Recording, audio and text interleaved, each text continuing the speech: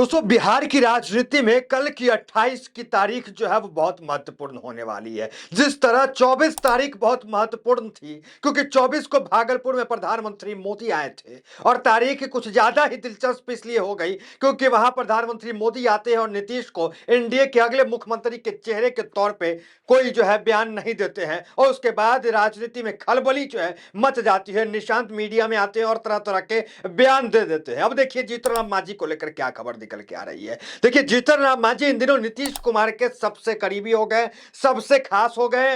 नीतीश जो बोले वो मांझी माने, मांझी जो बोले वो नीतीश माने और नीतीश की स्थिति डामाडोल है, आपको पता है। ऐसी स्थिति में नीतीश है कि बीजेपी कब उनका बिहार की राजनीति और सीएम की कुर्सी से हटा के फेयरवेल करा दे, कोई ठिकाना नहीं है। तो दूसरी तरफ जेडीयू और मांझी की पार्टी जो है हम हिंदुस्तानी अवाम मोर्चा अपनी ताकत जो है एनडीए को दिखाने का लगातार प्रयास कर रहा है। देखिए कुछ दिन पहले नीतीश कुमार के खिलाफ बिहार के गांधी मैदान में एक बड़ी रैली हुई। हम क्यों कह रहे हैं नीतीश के खिलाफ? क्योंकि नीतीश जिस कुर्मी समाज से आते हैं उसी कुर्मी चेतना रैली को भारतीय जनता पार्टी ने किया, अपने एक विधायक कृष्ण मंटू पटेल के द्वारा किया। मतलब एक जब आपको एक समाज के नेता जो है नीतीश है ही कुर्मी समाज के मुख्यमंत्री, तो फिर बीजेपी जो है अपना कुर्मी समाज का नेता क्यों खड़ा कर रही है, क्यों चमका रही है उसको और जो है कुर्मी चेतना रैली कराने का काम कर देती है बिहार में। तो ये नीतीश कुमार को कमजोर करने का काम यहाँ पे जो है वो भी भारतीय जनता पार्टी ने किया। अब देखिए कौन सी रैली जो है 28 तारीख को होनी है, यानी कि कल होनी है। कल की रैली बिहार की राजनीति और देश की राजनीति के लिए बहुत बहुत महत्वपूर्ण है। जीतन राम मांझी हिंदुस्तानी अवाम मोर्चा के अध्यक्ष है, कैबिनेट में बैठे हुए प्रधानमंत्री मोदी के साथ और बिहार में जो है पूर्व मुख्यमंत्री रहे हैं। नीतीश कुमार ने इनको मुख्यमंत्री बनाने का काम किया है। अब वो जो है जिस तरीके से बीजेपी नीतीश कुमार के खिलाफ नीतीश को साधने के लिए एक रैली कुर्मी चेतना रैली करती है, अब एक रैली कल होने वाली है गांधी मैदान में। वो रैली जो है वो दलित समागम होने वाला है, महासमागम। और दलित महासमागम जो है वो जीतन राम मांझी कर रहे हैं। कौन जीतन राम मांझी? वही जो नीतीश कुमार के अभी चहेते बने हुए हैं। क्यों हम कह रहे हैं कि नीतीश के चहेते बने हुए हैं? नीतीश जो फैसला लेंगे वही मांझी ले लेंगे, ऐसा नजर आ रहा है। देखिए जीतन राम मांझी कुछ दिन पहले दिल्ली के विधानसभा चुनाव और झारखंड के विधानसभा चुनाव के दौरान कहा था कि एनडीए ने हमें यहाँ सीट नहीं दिया क्योंकि हमारी औकात नहीं थी उनके हिसाब से, तो अब हम उनको जो है बिहार के विधानसभा के चुनाव में औकात दिखाने का काम करेंगे, कोट एंड कोट बता रहे। ये बयान जो है जीतन राम मांझी ने दिया था। अब देखिए आने वाला है बिहार के विधानसभा का चुनाव, तमाम नेता दौड़ रहे हैं और जीतन राम मांझी औकात दिखाने वाली रैली एनडीए को जो है कल 28 तारीख को गांधी मैदान में करने वाले हैं। और खबर बड़ी कब हो जाती है कि जब इस रैली का समर्थन जेडीयू, इस रैली का समर्थन नीतीश कुमार कर देते हैं। देखिए नीतीश कुमार दलित महासमागम जो भारतीय जनता पार्टी को औकात दिखाने के लिए किया जा रहा है, जीतन राम मांझी कर रहा है ताकि उन्हें ज्यादा सीट मिल जाए। तो उस औकात दिखाने वाली रैली में जेडीयू, जनता दल यूनाइटेड और नीतीश कुमार ने समर्थन किया और कहा कि हम आपके रैली में आएंगे। दूसरी तरफ देख लीजिए जो बीजेपी रैली की, कौन सी रैली? बीजेपी ने रैली किया कुर्मी एकता रैली। अब कुर्मी चेतना रैली जो बीजेपी ने किया उससे किसको नुकसान हुआ? नीतीश कुमार को। हालांकि नीतीश इस रैली से दूरी बनाए। देखिए ये बहुत बड़ी खबर है कि कुर्मी चेतना रैली बीजेपी करती है अपने कुर्मी नेता को खड़ा करके, जबकि दूसरे तो जेडीयू में है ही कुर्मी नेता नीतीश कुमार, तो क्यों खड़ा करना पड़ता? आप सोचिए कि अगर कांग्रेस जो है गांधी मैदान में जो है विधायक यादव एकता रैली कर दे कांग्रेस अगर, तो इसका मतलब क्या निकल के आएगा कि महागठबंधन में, इंडिया गठबंधन में कुछ भी ठीक नहीं चल रहा है लालू और कांग्रेस के बीच में। अगर यादव चेतना रैली करना हो, यादव एकता रैली करना हो तो वो या लालू यादव करेंगे महागठबंधन में, वो कांग्रेस तो नहीं करेगी। लेकिन यहाँ पे बीजेपी जो है वो कुर्मी एकता रैली कर रही है, कुर्मी चेतना रैली बीजेपी कर रही है। तो सीधा सीधा नुकसान यहाँ पे जो हो रहा है वो हो रहा है नीतीश कुमार को। अब नीतीश कुमार को क्या क्या नुकसान हुआ आपको पता है। मंत्री की संख्या इनकी घटा दी गई। जेडीयू के पास अभी 13 मंत्री हैं और जो है वो बीजेपी के पास 21 मंत्रालय अभी है। कल मंत्रालय का विस्तार हुआ, एक भी मंत्री जो है नीतीश कुमार अपने पार्टी के किसी नेताओं को नहीं मंत्रालय में जगह दे पाते हैं। वही जीतन राम मांझी की अगर बात करें तो जीतन राम मांझी के बेटे जो है बिहार के में मंत्री हैं, इनके पास 3 विभाग था। अब किस तरीके से बीजेपी ने इनके बेटे के 2 विभागों को छीन लिया, अब मात्र 1 विभाग बच गया, कल छीन लिया है। मतलब इन तमाम को देखेंगे तो कल जीतन राम मांझी जो है वो काफी नाराज दिखेंगे, काफी गुस्से में दिखेंगे और कई बयान स्टेज से निकल के आएगा और कल खूब वायरल होना है। कल जब 28 तारीख को गांधी मैदान में दलित महासमागम होगा, उसमें नीतीश कुमार होंगे, जीतन राम मांझी होंगे और ये जो है सीधा सीधा जो है संकेत एनडीए को और बीजेपी को है कि हमें सीट ज्यादा दी जाए, हमें कमजोर न समझा जाए। क्योंकि सब जो है इस वक्त डरे हुए हैं कि बीजेपी जिस तरीके से क्षेत्रीय पार्टी को खत्म कर रही है, कहीं अगला नंबर हमारा ना जाए। देखिए जीतन राम मांझी के वीडियो जरा देखिए आप, वो क्या कह रहे थे कुछ दिन पहले। किसका क्या औकात है, उसके नाम पर लोगों को टिकट मिला। इसका मतलब है कि जीतन मांझी का औकात वहाँ नहीं समझा गया कि दिल्ली में भी औकात नहीं है और झारखंड में भी औकात नहीं है, इसलिए वहाँ टिकट हमको नहीं मिला।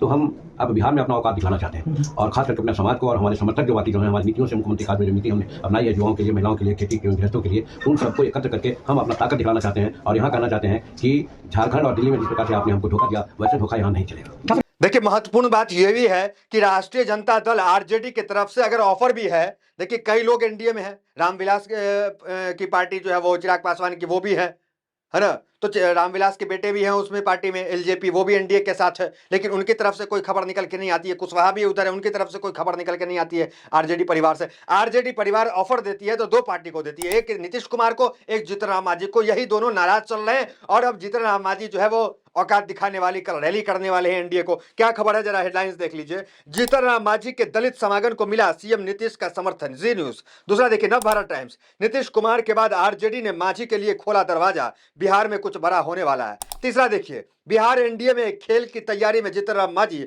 चुनाव में बीजेपी को औकात दिखाने की बात। तो चुनाव में बीजेपी को औकात दिखाने की बात कर रही है। देखिए नवभारत टाइम्स की क्या रिपोर्ट है जरा देखिए। जीतन राम मांझी ने एनडीए पर अपनी पार्टी हम की उपेक्षा का आरोप लगाया। राजद ने मांझी को महागठबंधन में शामिल होने का न्योता दिया। लालू यादव ने नीतीश कुमार के लिए दरवाजे खोला था लेकिन बात नहीं बनी। राजद प्रवक्ता ने मांझी से तेजस्वी यादव के साथ लड़ाई में शामिल होने की अपील की। तीसरा हेडलाइन देखिए, 3 दिन बाद एनडीए में हलचल बढ़ाने को तैयार हम, क्या चुनावी साल में 7 के आंकड़े पार कर पाएंगे जीतन राम मांझी।